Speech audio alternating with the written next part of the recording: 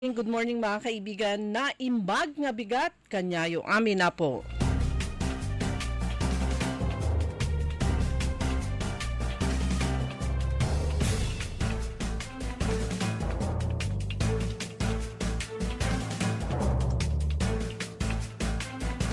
Araw ng Lunes, ngayon ay May 26 at oras na ng ating programang Todo Balita at Komentaryo sa DWIC Dagupan. Muli tayo ay magkakasama-sama sa hanggang alas 6 ng umaga. Inyong maririnig mga balita kaganapan sa lalawigan ng Pangasinan, ibang bahagi ng bansa at sa ibayong dagat. Ang inyong Katodo Balita, ako si Liway Manantan, Iparagire. Ito naman si Susan Valdez daw. Sa technical kasama natin ka Aaron John Christian Lambino.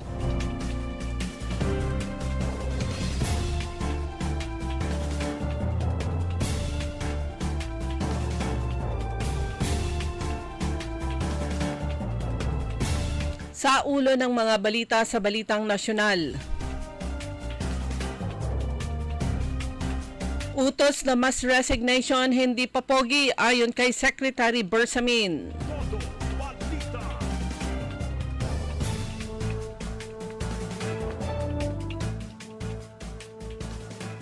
Mga DQ cases sa senador, kongresista didesisyonan hanggang June 30.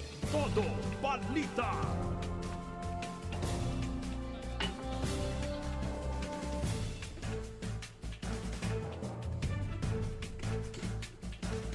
Sa balitang lokal, isang Filipino-Chinese businessman binaril, pinaslang sa lungsod ng Dagupan. Todo Balita. Sa balitang pampalakasan, Mikey Romero pasok sa top 25 ng World Polo Ranking. Todo Balita. At ngayon sa detalye ng ating mga balita.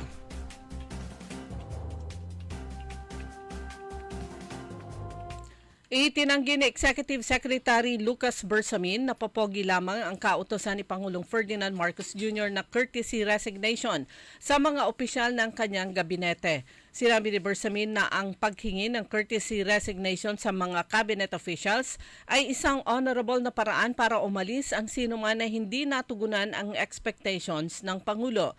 Mas makatauan niya ang pagsusumite ng courtesy resignation kaysa basta na lamang sipain ang isang opisyal ng gobyerno sa pwesto. Tiniyak naman ng kalihim na ang evaluation process ay naaayon sa layon ng Pangulo na mapabuti ang performance ng gobyerno at maging epektibo ang mga pinapatupad ng programa at proyekto ng pamahalaan.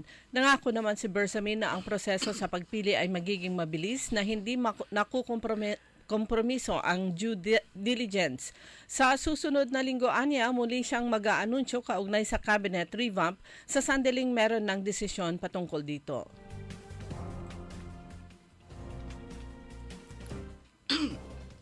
Samantala, tigok na ang impeachment kapag si Senator Amy Marcos na naging bagong Senate President ayon kay dating bayan muna Representative Ferdinand Gaite. Reaksyon ito ni Gaite sa balak ni Senator Marcos na pagtakbo sa Senate Presidency. Goodbye impeachment na kapag ganito nangyari. Paano ba mapapanagot si Sara Duterte sa paglustay niya sa confidential funds higit pa ng kongresista? Gayun din, goodbye impeachment na rin anya kung kaalyado rin ng mga Duterte ang naging pinuno ng Senado. Asahan na madidesisyonan ng Commission on Elections ang lahat ng mga kaso ng disqualification at cancellation of candidacy para sa national positions at legislative districts bago magtapos ang buwan ng Hunyo. Sinabi ni COMELEC Chairman George Garcia na napakarami pang tinanggap na disqualification case ang COMELEC at marami pa rin ang nakabinbin na mga kasong niriresolba.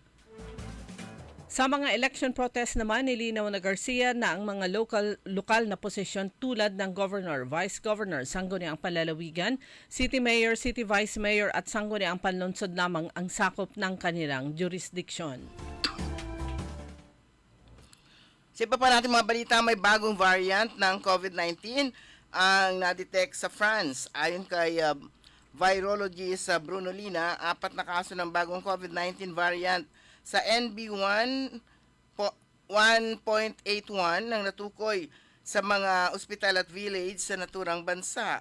Iniulat naman ng European Center for Disease Prevention and Control na ilang kaso pa ng NB 1.81 ang na-detect sa Germany, Ireland, Netherlands, Spain at Sweden. Nagdudulot ng pagtaas ng mga kaso ng COVID-19 sa mga ospital sa Hong Kong at Taiwan ang NB 1.81, gayon din variant, ayon pa sa ulat ng news agency Anadolu. Sumisirit din umano ang kaso nito sa China at kumakalat sa mga bahagi ng Asia. Inaresto ng mga operatiba ng Bureau of Immigration ang 3 Korean national na napatunayang iligal na nagtatrabaho sa isang pribadong resort sa Cavite. Ibinahagi ng Bureau of Immigration Intelligence Division Chief Fortunato Manahan Jr. Ang 3 ay naaresto noong May 22 sa resort sa loob ng isang subdivision sa General Trias, Cavite. Kinilala ang 3 na sina Oy Hyung-sik, si Kim Hao-young at Kim Seo-young at sila inaresto sa pakikipag-ugnayan ng Philippine Navy at Philippine National Police matapos makatanggap ng impormasyon ng Bureau of Immigration tungkol sa pagkakaroon ng iligal na dayuhan sa kanilang lugar. Sa pagsubaybay, kinumpirma ng mga operatiba ng intelligence na ang mga naarestong Koreano ay aktibong nakikibahagi sa trabaho sa resort kaya't sila ay nagsagawa ng pag-aresto.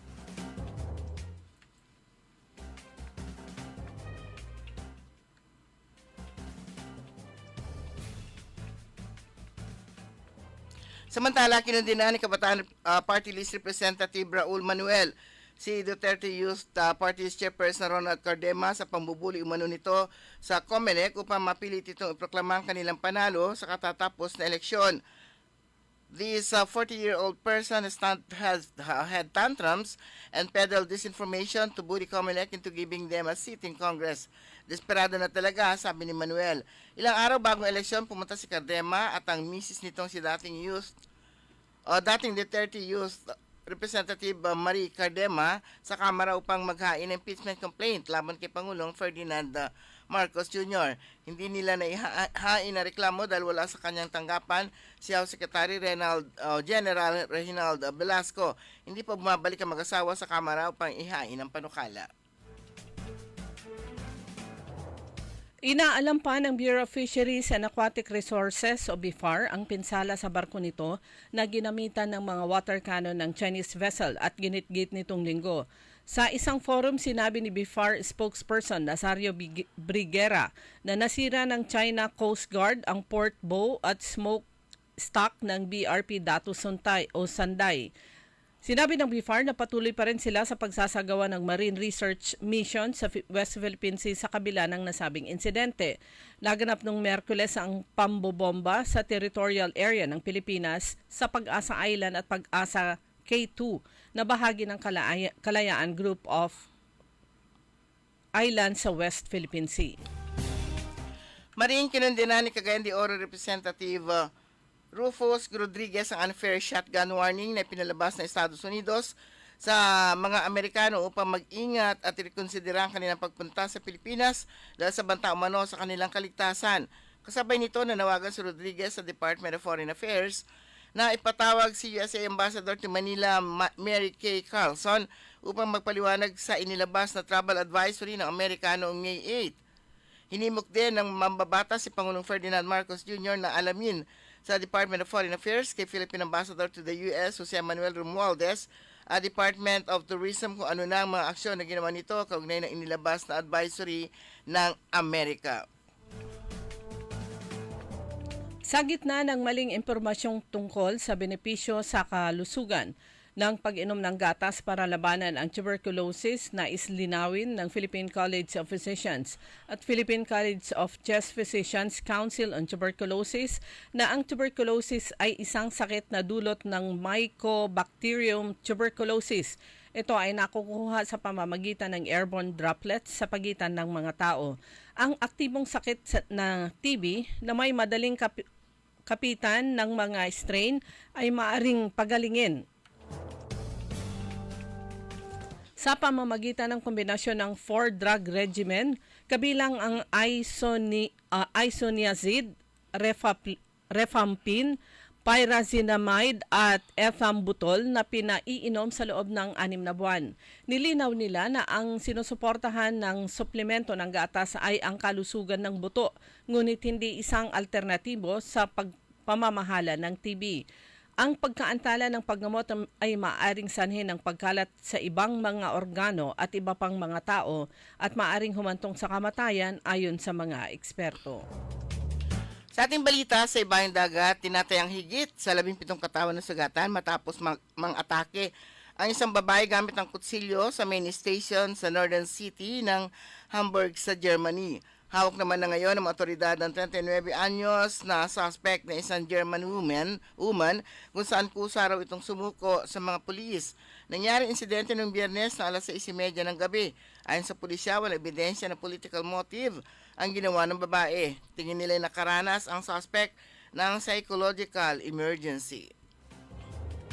Lumako naman tayo sa mga balitang lokal. Balita mula naman sa Pangasinan PNP. Sa ilalim ng pangangasiwa ni Police Colonel Ricardo David, ang bagong officer in charge ng Pangasinan Police Provincial Office, iniulat ng Dagupan City Police Station ang isang shooting incident na nagresulta sa pagkasawi ng isang Filipino-Chinese national noong May 24 bandang alas 11:41 ng gabi sa tapat ng New Dagupan Lumber Building sa Barangay Pantal, Dagupan City.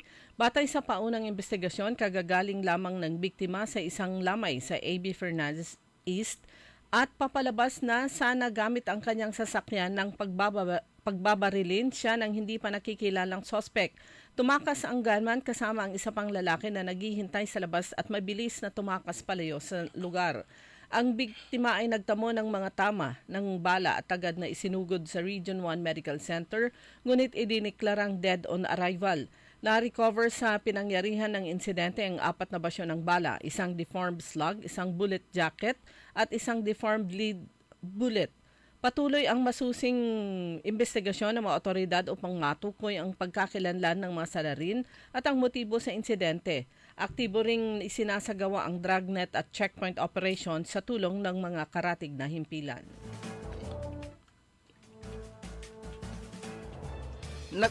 Nagpasalamat si Congressman Marco Wangco sa regalong ibinigay ni Mayora Iday na napakasarap na mangga na pagkatapos ay nahanap o hinanap niya ito sa Balangubong, Lingayen. Sinabi ng kongresista na ang pagtatanim ang nagpapatanggal ng stress at pagod at isa ang mangga sa pinakamasarap na prutas sa Distrito 2. Kahit saan ka raw tumingin ay makakakita ka nito.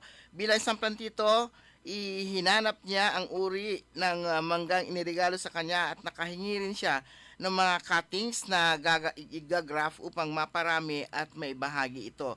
Isa na namang maaaring may pagmalaki na Lingayen at ng Distrito 2 sa kanilang bayan ang nabanggit na napakasarap na mangga. Naging bahagi si Governor Ramon Gico III sa groundbreaking ceremony ng Lower Agno River Irrigation System o LARIS. Pamamahagi ng farm machineries, equipment at farm input sa Santa Maria, Pangasinan. Pinasalamatan niya si Pangulong Ferdinand Marcos Jr. na pumunta sa lalawigan ng Pangasinan at si Department of Agrarian Reform Secretary Conrado Estrella III dahil malaki ang tulong ng mga proyektong ito sa mga magsasaka sa Pangasinan. Sa programa, ibinahagi niya ang magandang bunga ng maayos at saganang patubig kasabay ng pagsulong sa corporate farming program ng pamahalaang palalawigan ng Pangasinan. Samantala, kasabay ng groundbreaking ceremony sa Santa Maria ang pamamahagi rin ng mga farm inputs sa iba't ibang grupo ng mga magsasaka.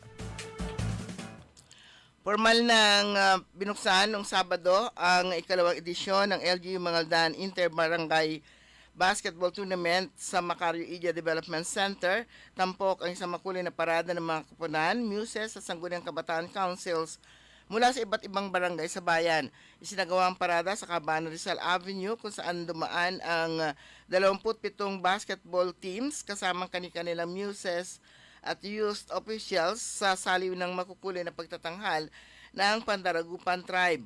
Bukod sa paligsahan sa basketball, inulunsad din ngayong taon ang Battle of the Muses kung saan 27 kandidata mula sa mga barangay ang nagtagisan ng ganda, talino at karisma para sa titulo ng kauna-unahang Miss Mayor Bonus Cup 2025. Sa huli ay nagwagi bilang title holder si Jesseline Espinosa ng Barangay Gilig Basketball Team. Tuloy-tuloy ang ginaganap na libreng tulis sa buong pang-apat na distrito ng Pangasinan. Ito ay nagsimula noong May 21 at tatagal hanggang May 27. Ang objective ng nasabing proyekto ay para matulungan ang mga magulang na i-avail ang nasabing free circumcision para sa kanilang mga anak at free medicines para naman sa recovery at healing ng mga nagpatuli. Ang Operation Tuli ay isa sa leading health programs ng 3-in-1 serbisyong 3-in-1 na binubuo ni na Congresswoman-elect Manay Gina De Venecia, Congressman Christopher De Venecia at 5-time Speaker Joe De Venecia. Ang panghuling dalawang schedule ng libreng tuli, ang isa ay gaganapin sa May 26 ngayong araw sa Bayan ng Manawag sa Rural Health Unit at bukas naman May 27 sa Mangaldan sa Macario Ija Development Center.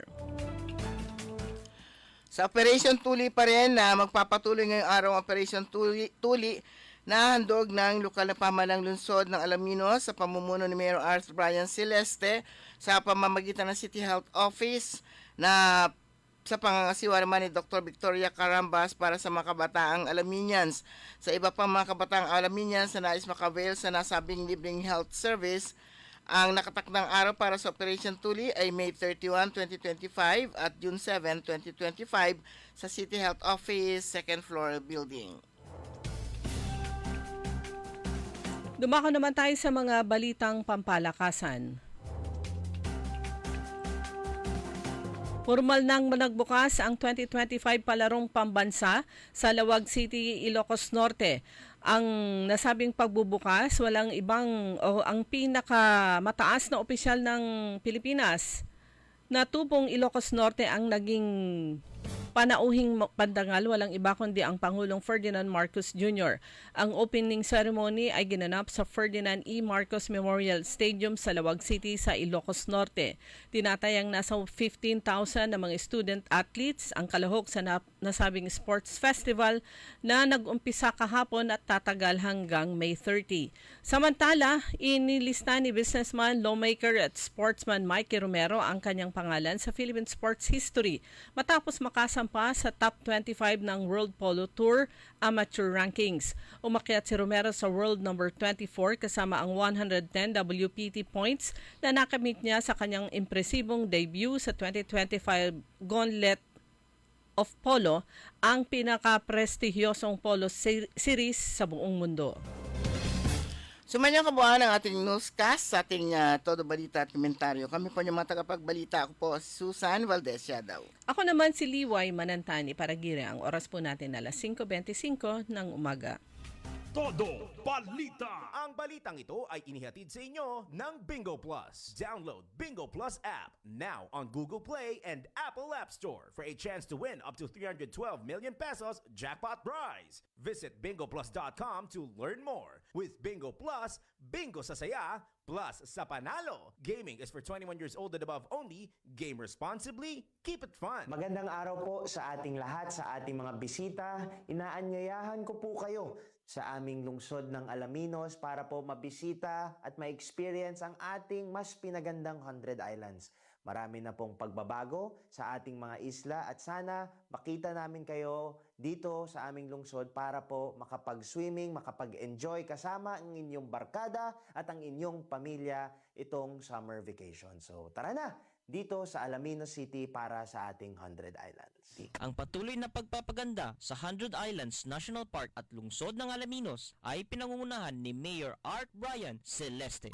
Hoy mga suki, hanap nyo ba ay mga murang bilihin, malinis at sariwang pagkain sa pang-araw-araw at handaan tuwing may okasyon? May suggestion kami sa iyo. Tayo na sa Macador Market na kung saan inyong mabibili ang mga mura, sariwa, malinis at ligtas na bilihin tulad ng karne ng baboy at baka, manok, isda, gulay at iba-ibang sangkap sa pagkain. Matatagpuan din sa Macador Market ang dry goods, groceries, eateries at fruit section. Kaya ano bang hinihintay nyo? Gawing bongga ang handa mo everyday with Macador Market. Macador Market is open from 4 a.m. to 8 p.m. Visit us at Macador Market, Galvan Street at Zamora Street sa downtown, Dagupan City. For high appraisal and quick processing, avail of a City State Savings Bank jewelry loan. It's the handy, perfect solution for your temporary medical, educational, business, and other needs. Get a jewelry loan at only 2% per month and for a term of 6 to 12 months. Just bring one valid ID and proof of income. Your precious jewelry would be insured and there are no hidden charges involved. You've saved for and invested in jewelry for such a time as this. Let City State Savings Bank lend you some of the cash it's worth for when you need it the most. Inquire now at your nearest City State Savings Bank branch or call 8470-3333 or visit us at our Facebook page. Nakikita pa ba ang pagmamano sa mga Pilipino ngayon, lalo na sa mga kabataan ngayon? Meron siguro, pero yung iba, inuutusan pa. Huwag sanang mawala ang tradisyong ito na nagpapakita ng paggalang sa nakatatanda. Atin ito, Pinoy ito. Kapag nakakita ng kabataan, paalalahanan at tanungin, nagmano ka na ba? Isang paalaala para walang makalimot. Hatid ng ALC Group of Companies, Aliw Broadcasting Corporation, Station DWIZ News Nationwide, DWIZ News FM Regional Group, Home Radio 97.9, Aliw Channel 23, City State Properties and Management Corporation, Vista Hotel, Manila Grand Opera, City State Tower Hotel, City State Asturias Hotel Palawan, Eternal Gardens, Eternal Plans, Eternal Crematory Corporation, Eternal Plans, Mortuary and Chapel Services, Asian Security Services, and Investigation Agency, Eastern Defender Security and Services Inc. at ng Red Falcon Detective Agency Inc. There is a place where memories live forever. A joy and a smile will somehow flourish in our hearts. Eternal gardens, eternal love, you will always be remembered night and day. Eternal gardens, a glimpse of heaven on a patch of earth. DWIZ Liway Manantan at Susan Yaraw sa Todo Balita. Oras po natin mga kaibigan, alas 5:29 na po ng umaga at panghuling linggo ng buwan ng Mayo. Pero napakainit pa rin. Sa pangalawang bahagi po ng Todo Balita, kasama nyo pa rin po, Liway Manantani Paragirin. At Susan Valdezia daw. Everyday, grabe, todo, ang sobrang init.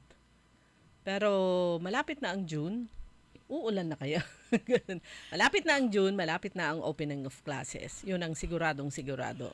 Kasi mainit na panahon naman, nararamdaman natin yan hanggang hanggang November na mainit pa rin. Mm-hmm.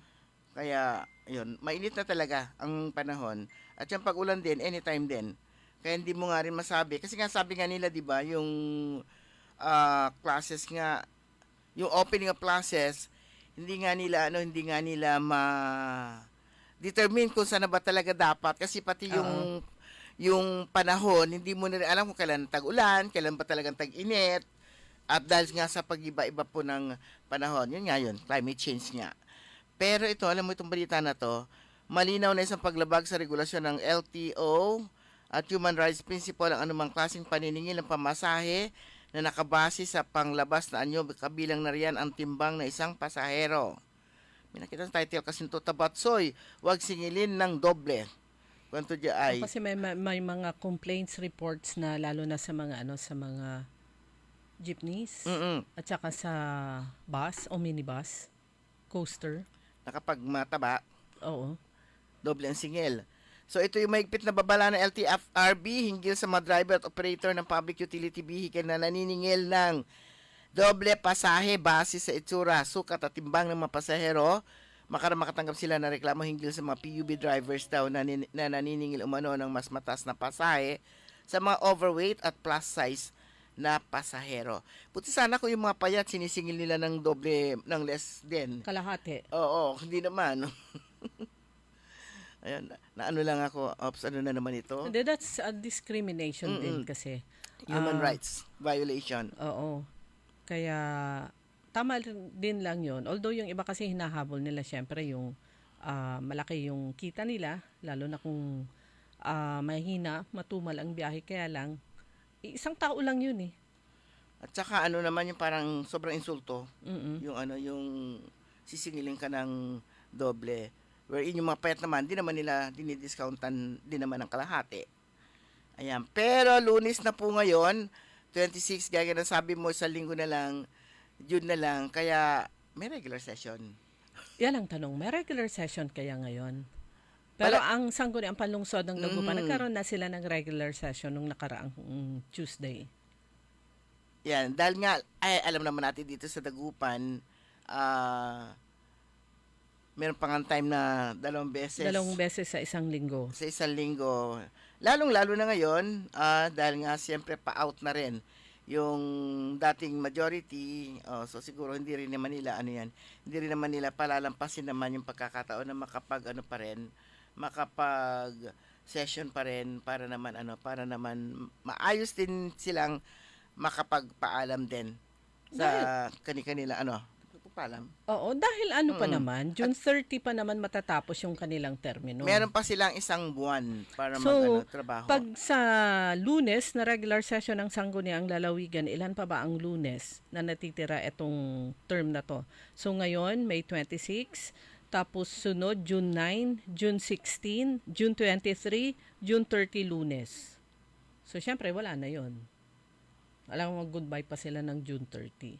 So, June 30, eksaktong Lunes po yon. Pagdating ng June, ito po yung mga may marka, Idil Adha, Saturday, June 7, Independence Day, syempre, June 12, and Lunes si June 12. Huwebes. And then June 27, di ko mabasa kung ano to. Pero ang definite din po, talagang itong June 16, mag-uumpisa na ang pasukan.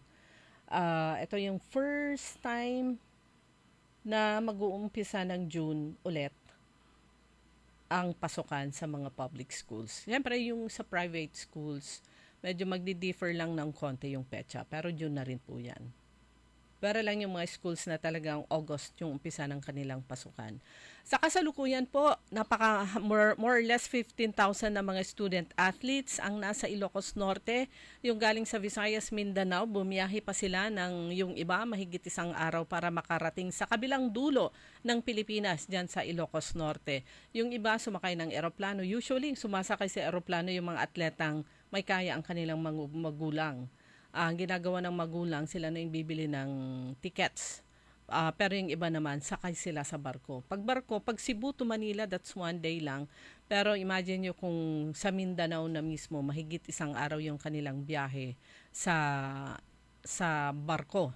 So, always ipagdasal po natin itong mga delegasyon na to, hindi lang mga student athletes, kundi kasama ang kanilang mga coaches, at mga school officials, lalo na yung bumibiyahe po ng napakalayo at mahaba po yung kanilang biyahe. Samantala, good news naman para sa ilang mga kababayan po nating ang trabaho po nila ay mga konduktor at saka driver sa company, bus company na Solid North, dahil marami na sa kanila ang balik na sa trabaho. Ang natanggal lang talaga tapos canceled, suspended ba, sir, o canceled yung kanilang mga lisensya ay yung mga nagpositibo sa drug test. Revoke. Na-revoke na, wala na. Ito po yung mga nagpositibo sa drug test. At meron din yatang ilan mula naman sa Victory Liner na na-revoke yung kanilang lisensya dahil sila ay nagpositibo sa drug test. Kung minsan, ganun hindi naman natin inaayunan yung maling gawa. Kung minsan pag-isipin mo, parang kawawa din sila. Kasi nga, di ba, ito yung mga magtatrabaho sila, kung minsan diretso yung kanila imagine mo yung ilang oras kang gising, samantalang yung mga bit-bit mong pasero, tulog sila lahat. Oo. Nakakaantok din yun yung so kailangan nilang maging alert. Oo, para protection na rin ng kanilang mga pasahero. Kwento nga ng isang kaibigan natin, kunyari ang biyahe nila ay Dagupan, Pasay. Kung pagdating nila dun sa Pasay, walang nakapilang ibang bus. Sila rin. Sila rin ang pabalik sa Dagupan. O nga, nakikita nga natin yun, di ba, kung minsan kapag naghihintay ka ng sasakyan, pag dumating na nga yung galing ng hinihintay mong ruta, nagbababaan pa lang yung mga pasahero, sumasakay na yung Sumasakay mga iba. na. So, kumbaga, ang pahinga lang ng driver, alternate naman yung konduktor niya. Pahinga lang nila ay yung kain pag CR at pag-antay ng dispatch. Oh, pero yung ibang ano na rin siguro ngayon, requirement na rin siguro na yung conductor dapat marunong mag-drive. O kaya yung meron din siya lisensya actually. Para in case of, parang ganon, merong nandyan sila na makakapagtulungan. So yan, conductor at saka driver, si conductor, lalo na si conductor, hirap nun kasi ang pasahero kuminsan mas nakakantok. So yung conductor, kailangan din niyang gising. Hindi siya pwedeng makatulog. Kailangan niyang antabayanan yung driver na gising. At yun nga, sabi nga natin, lahat ng pasahero tulog, sila gising. Lalo na yung mga disoras ng yung mga disoras ng unholy hour, mga ganon, at saka yung yung madaling araw, at saka yun yung oras nga na panag-ugip, pero sila kailangan gising. Pero yun nga, sabi nga natin, hindi naman natin inaayunan yung mga maling gawa, pero parang maintindihan din natin kuminsan kung bakit nila nagagawa yun. Ayan, good morning po sa lahat, lalo na yung mga andyan sa public market, yung mga security guard na inaantay lang yung kanilang karelyebo, palitan ng work 6:00. Plus syempre yung mga tricycle drivers. Yan mga drivers, kumusta po kayo? Sana po ay palaging malakas ang inyong katawan. Pero gusto ko lang ipaalala, dahil kanina nung tricycle ko dito dumaan sa Perez, papasok dito sa may Rizal Street. Ayan, kung pwede nyong iwasan yan, kung galing kayo kunyari, regular hours sa A.B. Fernandez Avenue, ang liit nung kasi lang sasakyan. Diyan sa may kanto mismo ng Rizal at saka Perez kasi ginagawa yung drainage. Abot dyan Kawigitan, Kawanan. Ipapantay na nila yung level kasi dito sa Perez Boulevard. So, pag mamaya ng konti contributory sa masikip na daloy ng trapiko yan. Dito sa may? At dito. Yan, Perez. Sa dulo ng Rizal. Masikip na siya? O kasi binutas na yung kalahati. Kaya nga, so mas masikip na ulit ngayon. Eksakto, ang sasakyan lang. Malusep.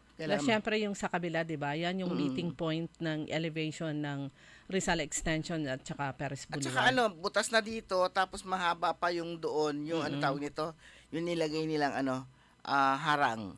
So talagang masikip talaga. Inisip ko nga kung paano dadaan, so kailangan mo na lang umikot para hindi ka mahirapan. Umikot ka na lang sa Burgos. Doon ka dumaan. Sabi ni Ma'am Rose, siya daw hindi raw siya natutulog kapag nagbibiyahe. Di ba sinasabi ko nakadrag sa tatong taong ito? Kasi ito yung babaeng walang tulog. Kung bisa kahit 5 araw to na hindi na matutulog. Babaeng walang pahinga. Oo, tsaka walang tulog. Hindi siya natutulog. Okay, congratulations naman sa mga winners and participants ng International Museum Day painting contest dyan sa Bayambang. Ang ganda-ganda ng kanilang mga contest. Painting contest. Si Ariel Cancino ang first place dito sa International Museum Day. At si Jel Austin naman, Pasqua, ang second place. At Marian Magalong ang third place dito po sa katatapos na International Museum Day nila dyan sa bayang ng Bayambang. So binabati lahat ng winners and participants who have shared their talents in the contest. Ang daming mga gagaling na mga artists. Oo, at saka ang daming Pilipino na ang gagaling. So kailangan lang nila talagang avenue o kaya venue para maipakita yung kanilang galing. Yes, at saka kailangan talaga yung i-develop o ilabas lang nila yung kanilang Yung iba kasi meron nakatago yung kanilang galing, pero pagka ganyan bigla magkakaroon ng mga competition na ganyan, lalabas yung kanilang husay nang hindi nila namamalayan ng husay-husay pala nila. Okay. So yun. Belated happy anniversary kay Governor Ramon Gico III at kay Mama Ann Tuason Gico. Parang yun, kahapon yung kanilang anniversary. Ayan, happy anniversary, darling, sabi ni Mama Angiko kay Governor Ramon Gico III. Kahapon po yan. At plus, syempre, ang pinag-uusapan pa rin, mainit pa rin na topic itong katatapos lang na eleksyon. Pero masaya ang mga kababayan po natin dahil nabigyan ng pangalawang termino itong si Governor Ramon Gico III. Sabi niya, dapat lang, sabi nung kausap natin kahapon, kasi ang gaganda ng mga project niya para sa Pangasinense. At saka, hindi siya maliliit na projects. Big projects talaga to yung kanyang mga projects. Pero yung dahil nga sa yung realization na yung mga barangay officials ay naghahanap pa rin ng small projects. Kasi ang ginawa, ito yung paliwanag ng mga kasama ni Governor. Inuna kasi ni Governor yung talagang pangmalakihan ng proyekto. Ayan. Kaya medyo naisang tabi niya talaga yung naisang tabi niya yung mga request ng mga semento, yung mga maliliit na proyekto, dahil hindi naman daw pwedeng pagsabay-sabayin. Dahil talagang malalaki talaga yung mga projects ng provincial government. Pero ngayong na to, dahil nakasimula na rin, ay maaari na rin siguro, palagi ko, maaari na rin yun sigurong i-consider na rin yung mga proyektong maliliit na mga barangay officials. Pero wag naman nilang asahan kasi lahat ng mga tao, ilang milyon ba yung Pangasinense, gusto naman nila lahat 3 million plus. Gusto naman nila lahat makaharap nila si Governor, which is impossible naman na harapin nila kahit na sa mga barangay officials lang o barangay captain lang, gusto nila lahat personal nilang makaharap si Governor tuwing punta nila sa Kapitolyo. Ilang oras lang naman ang office hours.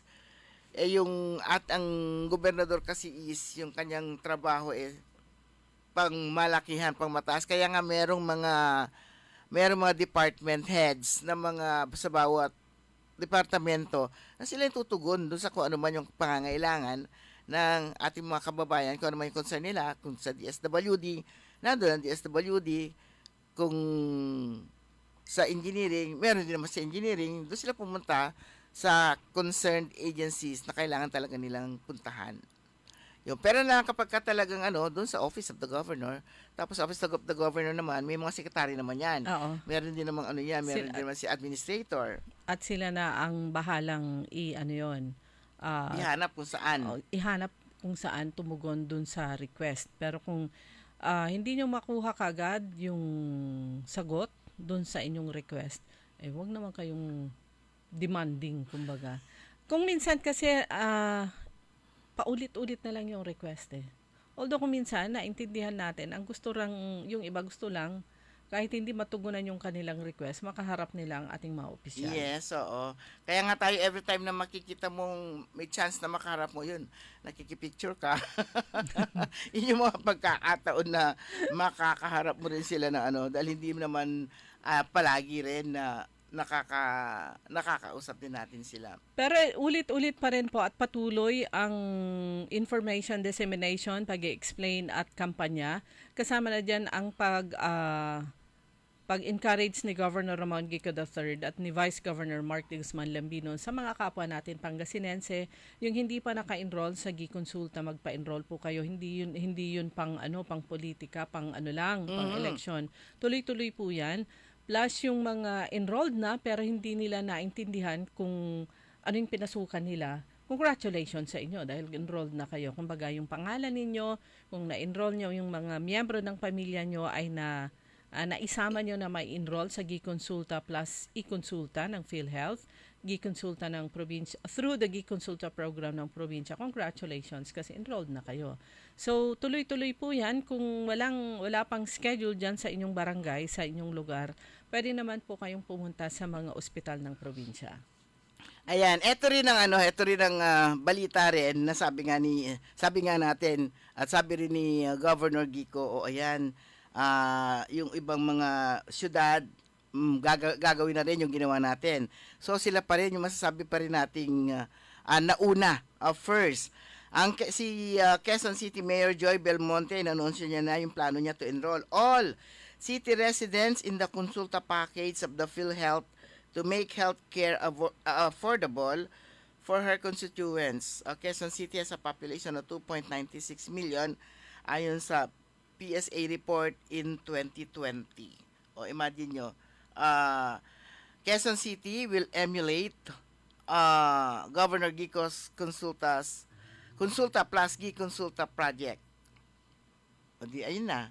Yun ang yung mga sinasabi nga nilang sinasabi ng PhilHealth na ini-encourage niya yung mga ibang mga probinsya, yung ibang mga syudad na gayahin ang yun, to emulate, gayahin nga ang proyekto ng provincial government. Ipinagmamalaki nga nila ang pinagmamalaki ng PhilHealth ang lalawigan ng Pangasinan sa proyekto nitong Giconsulta o iConsulta plus Giconsulta. Ayun na, una na nagpahayag ang Quezon City o si Quezon City Mayor Joy Belmonte na i-enroll niya lahat ng mga constituents niya sa iConsulta para maging affordable ang health services sa lahat ng kanyang mga constituents. Just imagine Quezon City na yan ha, napakalaki po ng kanilang pondo, kumbaga aglup-lupyas.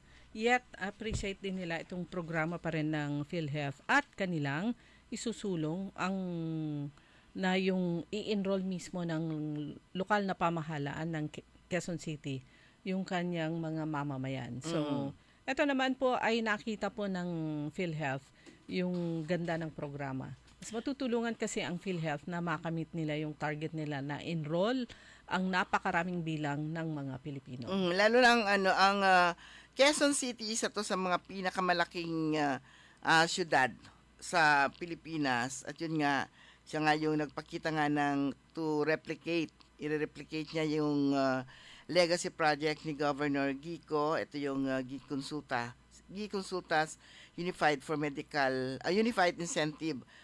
Incentives for Medical Consultation. So palagi ko magbibigay din siya ng sarili niyang kung ano man yung pangalan. Pangalan. Nung kanyang yung incentive para lang magpa-enroll yung kanyang mga kababayan sa iConsulta. Kasi dito sa Pangasinan, na yun eh. Yung iba talaga, ang habol lang nila 300. Yung iConsulta lang ang habol nila. Ayun, yung iConsulta hindi nila masyadong masyadong interest yun. Pero importante, bagamat iConsulta yung kanilang hinabol, naka-enroll na sila sa iConsulta. Correct. So kung kailangan na nila yung iConsulta later, andyan na. Ayan, sabi nga nila, tara na. Sayang yung 300. yung ayuda part lang nito yung kanilang hinabol. Hindi nila alam yung kalakip nito mas malaking Mas malaki para sa mas naman malaking benepisyo para sa kanila. Libreng check-up at saka libre ang check-up sa mga municipal health centers, ganun din sa city. Pero ito yung pag mga laboratory test, may mga bayad talaga yan. Kahit sa City Health Center, may bayad po yan. Sa Municipal Health Center, may bayad po yan. Kahit simpleng urinalysis, may bayad po yan. Pag enrolled na kayo sa e-consulta program ng PhilHealth, yun, i-cover po niya. Hindi po ibibigay sa inyo yung pera ha. I-cover po niyan. Sila na yung magbabayad nung inyong laboratory tests. That's the good news, di ba? Ayan. Yun nga, ang consulta package, free outpatient benefit package that covers consultation, health screening, and assessment. Some selected laboratory and diagnostic tests, as well as selected drugs and medicines to be availed at chosen PhilHealth accredited facilities or hospitals. Okay mga kaibigan, sa mga paalala muli sa mga member consumers ng Senpelco, meron pong public hearing sa June 13 alas 2 ng hapon at June 20 alas 2 ng hapon through online. Ito po yung pinapaalam ng pamunuan ng Senpelco sa lahat ng kanyang nasasakupan. Ng Energy Regulatory Commission ay mangangasiwa ng public hearing sa dun sa dalawang schedule na ibinigay po natin. Parehong Friday po yon. ERC case o Energy Regulatory Commission case, ERC case number 2025-067RC, Thermal Luzon Incorporated and Central Pangasinan Electric Cooperative o CENPELCO patungkol sa kanilang application for the approval of the power supply agreement between Thermal Luzon Incorporated and CENPELCO with prayer for provisional authority or interim relief and motion for confidential treatment of information. June, malapit na. June pa naman ko ang kulawari. Ang bilis ng araw, next week, June na. Ayan, June 13 and June 20. Ayan, oras po natin mga kaibigan, ganap na pala 5:52. Babalik po tayo pagkatapos po lamang na ilang paalala. DWIZ. Ladies and gentlemen, the new face of your favorite restaurant in Dagupan City. The original party place in town. The Music Warehouse Club, Dagupan City. No need to go to Manila's top bars like Silo and BSK Club. Dagupan has it all. Fully air-conditioned with free entrance, free parking, and restrooms for all. Doors open at 7 p.m. Do well, live well, and dress really well. Find us at Paris Street, Barangay Pogo, Chico. Contact us at 075-522-2617. Reserve your tables now. Hoy mga suki, hanap nyo ba ay mga murang bilihin, malinis at sariwang pagkain sa pang-araw-araw at handaan tuwing may okasyon? May suggestion kami sa Dagupan City. Alamin ang mga bagay na ito. ASAP. Ayon sa pag-aaral. Bakit may mabahong utot? Alamin ASAP ayon sa pag-aaral. Pansin mo ba na kung minsan kapag umutot ka may amoy? Tapos minsan naman, walang amoy. Merong ganon ha? Nagtataka ka ba kung bakit? Eto, alamin mo. Ayon sa pag-aaral na lumabas sa website na healthline.com, ang pag-utot o flatulence or wind sa English ay karaniwan na sa isang tao. Lahat ng tao at maging ang hayop ay umuutot ha? Ang average na pag-utot ng tao sa isang araw ay 5 hanggang 15. Kadami naman. Dalawang klase ang utot ha? Walang amoy at yung isa, may amoy. Kapag may hindi kaaya-ayang amoy, mabaho, ang hangin na lumabas sa iyo at madalas itong mangyari posible may problema ka na sa iyong kalusugan. Nangyayari ang pagkakaroon ng mabahong utot when you swallow air or eat foods that are difficult to digest. Ngunit maaari rin itong senyales ng problema sa kalusugan po Upang maiwasan na magkaroon ng mabahong utot, narito mga dapat at hindi mo dapat gawin. More often, eat smaller meals. Drink or chew food slowly. Exercise regularly to improve how your body digests food. Drink peppermint tea. Narito naman ang mga hindi dapat gawin. Huwag ngumuya ng bubble gum o kaya'y manigarilyo at huwag din kumain ng matitigas na pagkain upang maiwasan na makalunok ng hangin. Kung pustiso ang ngipin, do not wear loose-fitting dentures. At do not eat too many foods that are difficult to digest and make you fart. Kung matagal mo nang napapansin na may amoy ang iyong otot, magpakonsulta na agad sa doktor. There is a place where memories live forever. A joy and a smile will somehow flourish in our hearts. Eternal gardens, eternal love, you will always be remembered night and day. Eternal gardens, a glimpse of heaven on a patch of earth. DWIZ. Liway Manantan at Susan Yadaw sa Todo Balita. Okay, meron na lamang po tayong 4 na minuto bago mag-alas 6 ng umaga. Good morning kay Atsikora Aquino at Kuya Mar dyan sa Tabang, Dagupan, kay Cecilia Morante, kay Yayo Yoko Batutay, kay Joceleda Matayo, Kuya Benji Tan, good morning. Ano name ng victim? Ay sabihin na lang sa inyo kasi ni-restrict pong iulat yung pangalan para naman sa safety ng family. Yan, pakiusap po ng pamilya na wag na muna pong banggitin yung pangalan po ng biktima. Dito po yung shooting incident po nung Sabado ba yun? Nung nakalipas po na araw. Yan, dito sa may AB Fernandez East. Binabati po natin lahat ng mga bagong newly licensed professional teachers. Ayan, na pumasa itong katatapos na professional LET. License license examination for teachers. Ayan. So ang titulo, meron na silang titulo. Effective 2 years ago yata yon na pagpasado sa LET, licensed LT, licensed teacher, yung ano nila. Licensed professional teachers na sila. So congratulations sa lahat ng mga bagong teachers. Dati pag pumasa ka ng teacher parang wala lang, di ba? Pero ngayon, proud ka na kasi licensed professionals teachers na sila, LPT. LPT pala yung tawag sa kanila, licensed professional teachers. Ayan, at ilang minuto na lamang. Good morning kay Mama Ta, tsaka kay Madam Rosa, tsaka kay Dizzy Vian. Dizzy Vian, maraming salamat sa pansit. At tsaka, sino pa ba? Meron pa po tayong 2 minuto. Teski Orlando Ake. Good morning po sa inyo. Yan, binabati rin ng pamunuan ng LGU Alaminos City ang sa pamamagitan ng Executive Assistant on Ecotourism Affairs, Attorney Odessa Bengson, meron lang Ecotourism Affairs, Assistant on Ecotourism Affairs, Attorney Odessa Ann Bengson, sa pamuno at mga miyembro ng El Shaddai. Ayun, yung tinitinong ko rito kanina. Sa Alaminos sa matagumpay na pagdiriwang ng kanilang 15th year Thanksgiving anniversary na ginanap sa Alaminos City Sports Complex. Sa mensahe, ipinahayag ni Mayor Art ang mainit na suporta at pagkilala ng lokal na pamahalaan sa patuloy na pananalig, panalangin at pagbabahagi ng Ako po si Liway Manantani Parigile. Ako naman si Susan Valdez Yadaw. Magandang umaga po sa inyo lahat.